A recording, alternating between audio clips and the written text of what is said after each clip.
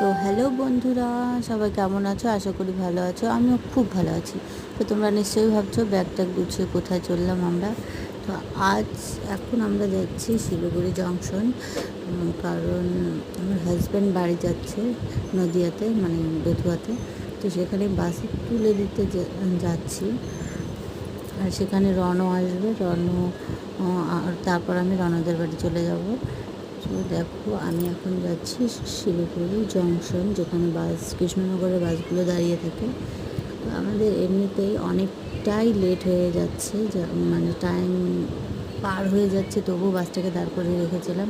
তো সেই জন্য এখানে এসে আমরা দাঁড়িয়ে পড়েছি এয়ারভিউ মোড়ে বাসটা বেশিক্ষণ দাঁড়ায়নি, মানে নিয়েই চলে গেল।